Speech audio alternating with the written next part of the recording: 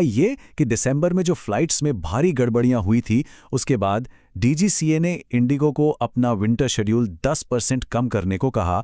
और अब जो ताज़ा खबर आ रही है वो ये है कि सरकार ने बाकी एयरलाइंस को इन खाली हुए कीमती स्लॉट्स के लिए अप्लाई करने को कह दिया है।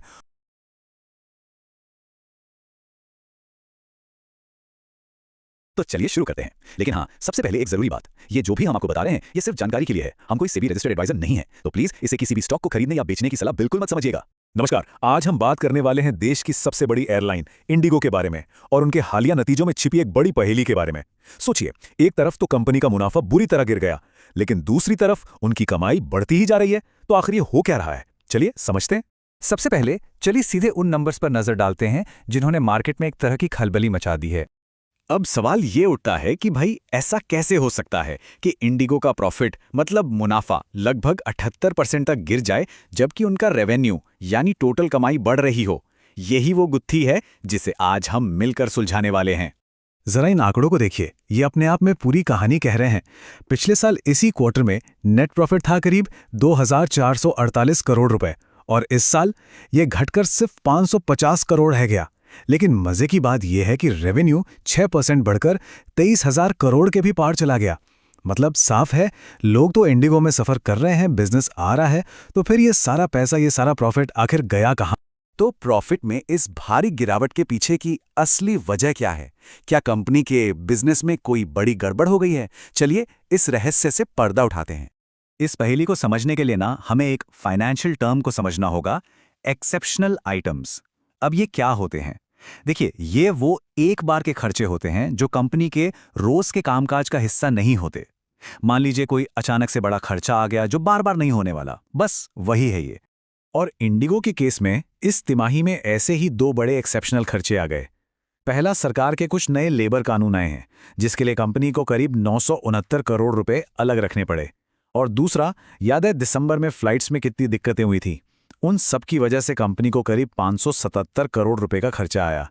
तो कुल मिलाकर यह बन गया 1546 करोड़ रुपए का एक वन टाइम झटका। और बस इसी रकम ने मुनाफे की पूरी पिक्चर ही बदल दी। और यहां आकर पूरी कहानी एकदम साफ हो जाती है। अगर हम ये 1546 करोड़ के वन टाइम खर्च को साइड में रख दें, तो कंपनी का जो असली प्रॉफिट है वो 550 करोड़ नहीं, बल्कि लगभग 2100 करोड़ रुपए होता। और ये पिछले साल के 2448 करोड़ के बहुत करीब है। तो इसका मतलब क्या हुआ? मतलब ये कि कंपनी का जो कोर बिजनेस है, जो मेन काम है, वो अब भी काफी मजबूत है। अच्छा, तो अब जब हमें ये पता चल गया कि प्रॉफिट क्यों गिरा, तो चलिए अब एयरलाइन के बिजनेस की असली सेहत को चेक करते हैं। और यहां पर तस्वीर काफी अच्छी दिख रही है। आप देखिए, इंडिगो के पास इंडिया के एविएशन मार्केट का 60% से ज्यादा हिस्सा है। मतलब वो मार्केट लीडर हैं। उनकी कैपेसिटी यानी फ्लाइट्स उड़ाने की क्षमता साल दर साल 11% से ज्यादा बढ़ी है, और पैसेंजर्स की संख्या भी लगभग 3% बढ़ी है। इससे साफ पता चलता है कि कंपनी लगातार ग्रो कर रही है। लेकिन हाँ, एक चीज है जिस पर ध्यान देना जरूरी है। कंपनी की यील्ड, मतलब हर एक सीट से होने वाली कमाई, उसमें करीब 1.8% की कमी आई है। ये एक छोटी सी चिंता की बात हो सकती है, जिसका मतलब है कि टिकट की कीमतों पर थोड़ा बहुत प्रेशर है। हम पिछली तिमाही को ठीक से समझ ही रहे थे कि इंडिगो के सामने एक नई और शायद उससे भी बड़ी चुनौती आकर खड़ी हो गई है, और इसका नाम है स्लॉट वॉर। अब ये स्लॉट क्या होता है? बहुत आसान भाषा में समझिए। ये किसी एयरलाइन को एक खास एयरपोर्ट पर एक खास टाइम पर अपना प्लेन लैंड करने या टेक ऑफ करने की परमिशन होती है। और ये स्लॉट्स खासकर दिल्ली, मुंबई जैसे बिजी एयरपोर्ट्स पर सोने की तरह कीमती होते हैं।